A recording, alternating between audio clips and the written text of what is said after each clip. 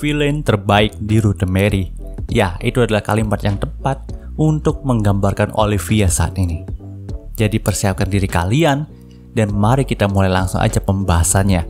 Dunia otome di mana Mary tidak dekat dengan Julius dan gerombolannya, lalu menjalani kehidupannya sebagai siswa biasa di dalam akademi, di mana Leon juga tidak menyadari kalau Mary adalah adik perempuannya yang sama-sama berinkarnasi dalam dunia game ini, di mana seluruh alur dalam cerita game otome ini akan berubah menjadi dark. Selamat datang di pembahasan light novel otome game Sekai Rute Mary bagian ke-6 part yang ketiga. Pada part sebelumnya, kita sudah mengetahui kalau Leon itu menyelamatkan Gertrude dari penjara bawah tanah atas perintah masternya. Namun nampaknya Leon itu sedikit terlambat karena memang waktu itu kondisi Gertrude sudah meminum racun yang dibawa oleh Olivia. Dengan iming-iming kalau Gertrude itu berkorban di sini, maka dia tidak akan menyentuh adik Gertrude, yaitu Sarah. Tapi kita tahu sendiri kalau Olivia di Rute Mary itu nggak sebaik di rute utamanya. Jadi pastinya itu cuma akal-akalan Olivia buat ngebunuh Gertrude aja. Karena nggak mau sesuatu yang buruk terjadi kepada adiknya, Gertrude pun langsung meminum racun itu dari Olivia. Dan di saat ia sekarat, ia pun diselamatkan oleh Leon yang menjebol penjara Holford, dan atas permintaannya, Leon pun membawa Gertrude ke tempat Sarah. Pada part kali ini, panel cerita pun berpindah ke mansion besar di mana Sarah itu berada. Waktu itu posisinya Sarah juga sedang melakukan perang saudara dengan panglima baru Vansos Dukdom, yaitu Gerard. Jadi, sewaktu Leon datang ke sana, ia pun terpaksa menyandra Gertrude gitu, supaya dirinya dan Mary itu diberi jalan masuk untuk bertemu dengan Sarah. Karena kalau dia enggak ngelakuin hal itu, maka tentara bawahan dari Sarah itu nggak akan mau ngasih jalan kepada mereka berdua. Namun tetap saja, para penjaga Sarah itu bersiaga kalau memang Leon akan memulai pertarungan di sana. Nah, alasan Leon menerima permintaan dari Gertrude itu untuk bertemu dengan Sarah juga dikarenakan si master dari Leon itu bilang kalau sebaiknya sekarang itu Leon harus berdamai dengan Vansos Dukdom, dan salah satu caranya adalah bersekutu dengan Sarah. Di sini, Sarah pun langsung keluar untuk menemui mereka. Melihat hal itu, Gertrude pun berkata kepada Sarah kalau sepertinya para bangsawan di kerajaan Holford juga sudah nggak akan mematuhi kerajaan Holford lagi. Gertrude juga mengatakan kalau Leon itu telah menyelamatkan nyawanya, jadi mereka itu nggak perlu waspada seperti saat ini. Ia juga berkata kalau Olivia yang merupakan pendeta dari Holford itu bukanlah orang yang baik. Mendengar hal itu, semua yang ada di sana pun menjadi terkejut termasuk Leon. Dan karena tidak ada waktu lagi, Gertrude juga langsung menjelaskan semuanya kepada Sarah. Kalau memang saat ini Vandal kesatria terbaik mereka itu telah dikalahkan oleh orang yang menyelamatkannya sekarang. Di sini ia juga ingin menjelaskan kalau sosok Leon itu sangatlah kuat. Lalu ia juga menjelaskan kalau memang Sarah itu harus membereskan masalah perang saudara di antara Vansos Dukdom dan menjadi pemimpin Vansos Dukdom yang baru untuk bekerja sama dalam menghancurkan kerajaan Holford. Karena memang itu adalah jalan terbaik yang bisa ditempuh oleh Sarah saat ini. Di sini Sarah pun berkata kalau dia itu tidak mungkin bisa melakukan hal tersebut dan bukannya Gertrude lebih pantas dan mampu daripada dirinya. Mendengar hal itu, Gertrude pun berkata kalau dia sudah tidak bisa melakukan hal itu lagi karena memang waktunya sudah tidak lama. Lalu Gertrude menoleh ke arah Leon sambil berkata kalau dia memiliki permintaan terakhir kepada Leon. Mendengar hal itu, Leon pun sontak berkata apakah dia harus membereskan semua pengkhianat Vansos Dukdom yang ada di depan. Di sini, Gertrude pun mengiyakannya. Tapi tidak hanya itu, Gertrude juga memohon kepada Leon untuk melindungi Sarah. Dan sebagai imbalannya, Leon itu akan mendapatkan dukungan dari Vansos Dukdom. Setelah mendengarkan permintaan Gertrude yang nampak berlebihan, Leon pun ingin berkata kalau dia tidak bisa menerima tanggung jawab sebesar itu. Namun di sini Gertrude pun menyanggah Leon dengan berkata, "Aku membencimu yang telah membunuh Vandal." Sontak Leon pun langsung terdiam dan tidak bisa berkata apapun lagi. Seakan-akan Leon itu mengerti arah pembicaraan dari Gertrude. Lalu Gertrude melanjutkan perkataannya bahwa maka dari itulah dia akan mengutuk Leon sebagai kesatria terkuat dengan hati baik untuk mewujudkan permintaan terakhirnya dalam melindungi Serah. Mendengar hal itu, Leon pun membalas Heortrude kalau Heortrude itu melebih-lebihkan kebaikan hatinya, karena memang Leon sendiri merasa kalau dirinya itu nggak baik. Lagi pula kutukan Heortrude juga sangatlah berlebihan. Di sini Heortrude pun tertawa dan berkata kalau demi adik kesayangannya ini, ia bahkan bisa mengutuk 1 atau 2 orang lagi. Setelah mengatakan hal tersebut, Heortrude pun kehilangan kesadarannya dan kita semua tahu kalau Heortrude sudah tiada. Di sini, Leon pun menyerahkan tubuh Heortrude kepada kesatria penjaga Serah. Lalu ia pun bersiap untuk memusnahkan pengkhianat dari Vansos Dugdom itu. Melihat hal itu, Mary pun mencoba untuk menghentikan Leon, karena memang bertindak gegabah seperti ini bukanlah karakter Leon yang biasanya. Tapi Leon pun berkata kalau dia punya tanggung jawab untuk mengatasi masalah ini. Yaps teman-teman, Leon itu sadar kalau saja dia itu nggak membunuh Vandel, maka Vansos Dugdom nggak pernah kehilangan kesatria terhebat mereka, dan mereka juga tidak akan terpecah belah seperti ini. Kalaupun memang nantinya ada perang saudara, maka Vandel lah yang akan melindungi Heortrude dan Serah. Tapi karena Vandel itu sudah tiada lagi, maka tidak ada yang bisa melindungi mereka berdua. Maka dari itulah, Heortrude sebenarnya meminta Leon untuk bertanggung jawab atas permasalahan yang ia buat. Namun di sini Heortrude itu meringankan tugas Leon untuk menjaga Serah saja. Lagi pula saat ini ada juga Luxion yang sudah bersama dengan Leon lagi. Jadi melawan para pengkhianat Vansos Dugdom itu bukanlah masalah besar bagi Leon. Benar saja, saat Leon keluar dengan arogans, para kesatria pengkhianat yang dipimpin oleh Geralt itu pun ketar-ketir. Apalagi memang rumor tentang seorang kesatria dengan armor aneh itu telah mengalahkan Vandel sudah tersebar luas sampai ke kuping Geralt dan kawan-kawannya. Lalu mereka juga tahu Leon lah orangnya. Di sini Geralt pun sempat pengen kabur dari pertarungan, tapi percuma saja. Leon itu sudah bisa menaklukkan armadanya dan memaksa Geralt untuk menyerah tanpa membunuhnya.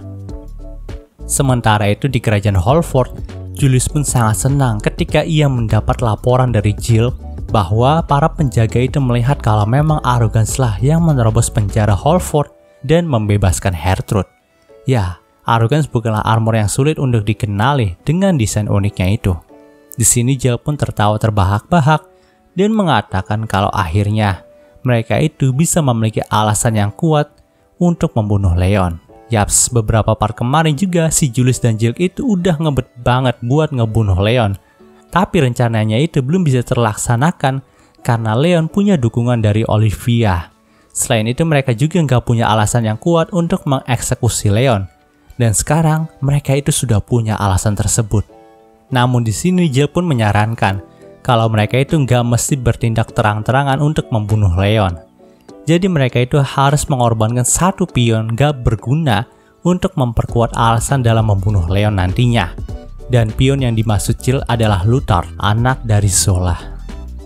Nantinya si Luthard itu akan dikirim untuk menghancurkan kediaman Balford oleh Julius.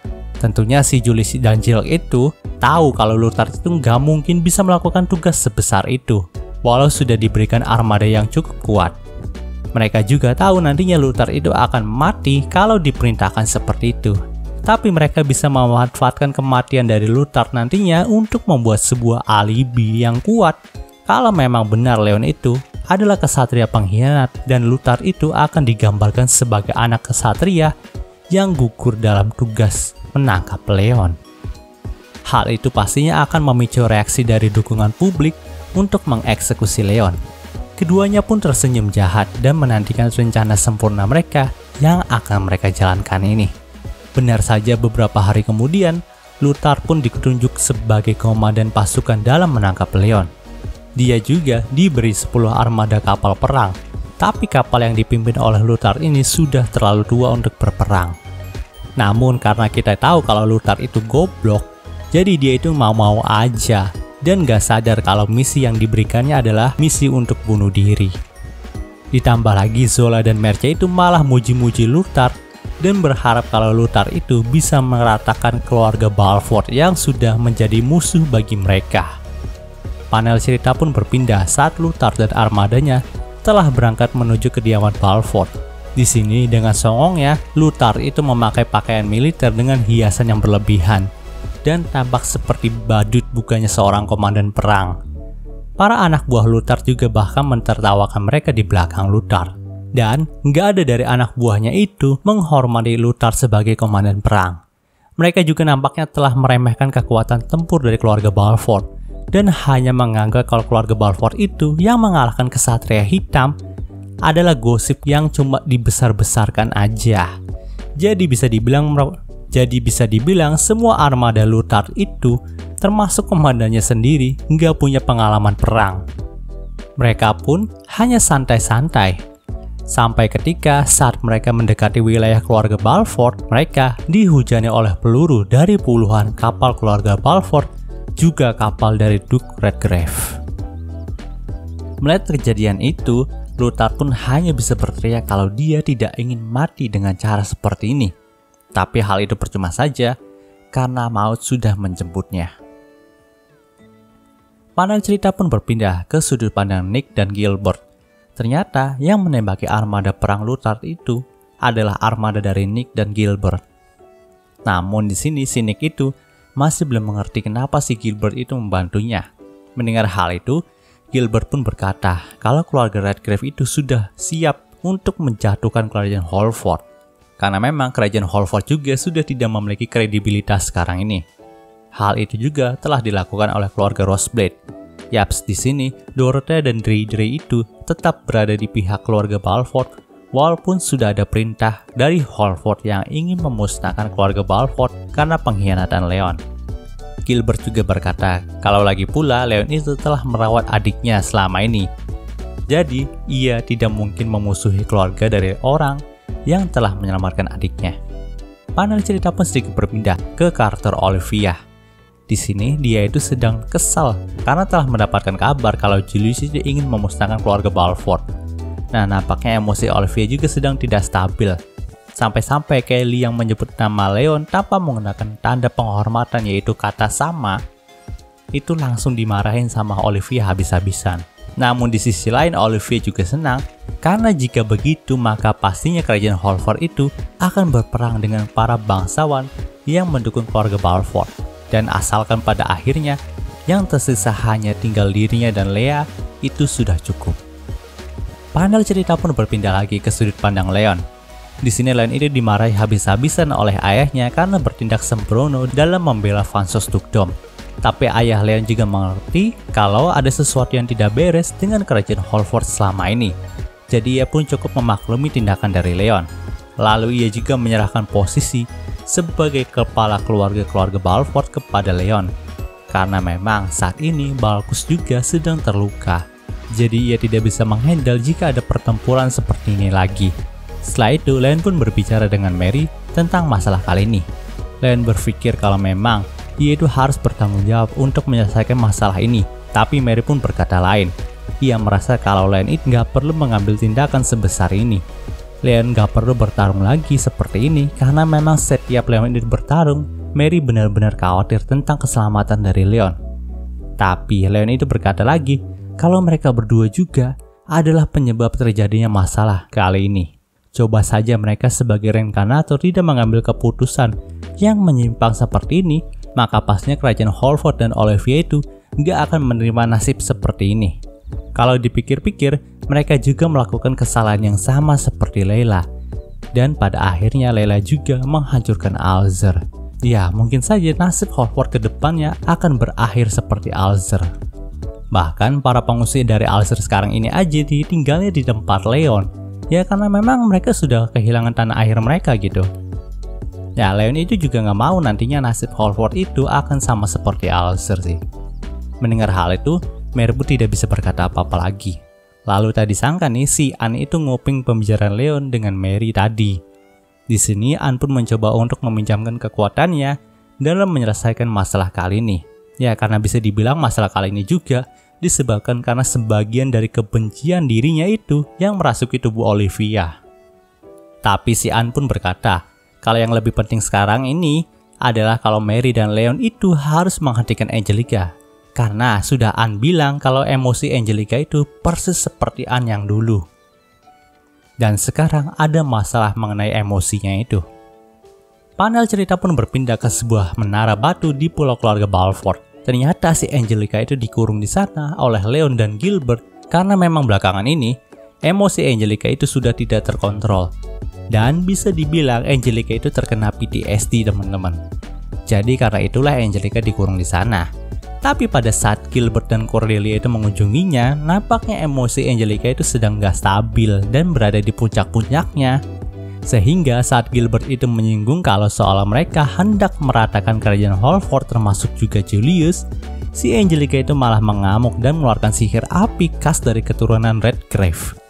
Di sini Angelica bahkan bisa mengeluarkan sihir tornado api hasil dari emosi yang meluap-luap. Tentu saja semua orang yang ada di sana pun menjadi panik dan berniat untuk menghentikan Angelica.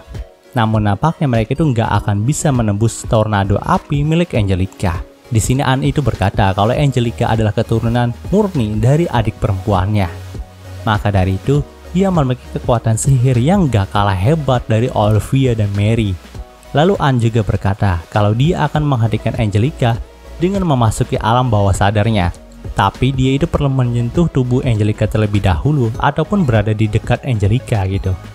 Dan waktu itu Len pun berencana untuk membawa Anne dengan arrogance untuk menembus tornado api milik Angelica. Karena memang ya armor yang bisa menembus tornado milik Angelica itu ya cuman arrogance doang. Kalau armor biasa itu langsung hancur lebur. Namun walaupun Leon dan Luxon itu sudah yakin kalau armor arrogance bisa menahan gempuran dari tornado api milik Angelica, si Mary itu nampak gelisah dan berkata kalau dia memiliki firasat buruk mengenai hal yang satu ini. Oh iya, satu lagi. Di sini Luxon itu nggak mau masuk untuk menemani Leon. Entah karena apa, mungkin Luxon itu memang sudah beda banget sikapnya sama Leon di rute ini. Jadi, yang terus menemani Leon di Arrogance itu adalah AI yang dititipkan oleh Luxon kepada Arrogance gitu. Jadi bukan Luxon aslinya. Memang sih AI yang dititipkan oleh Luxon ini kemampuannya ya mirip-mirip sama Luxon, tapi kemampuan analisis dari AI Arrogance ini sedikit lebih lambat daripada Luxon. Oke, dan cerita di part ini pun berakhir. Oke, mungkin segitu pembahasan dari light novel Otome Game Root to Mary-nya kali ini. Jika kalian suka video ini, jangan lupa untuk like, komen, dan juga subscribe ya, dan juga share agar gue lebih semangat lagi dalam membuat video dalam channel ini. Terima kasih telah mendengarkan sampai detik ini. Gue Gary Christopher, signing off.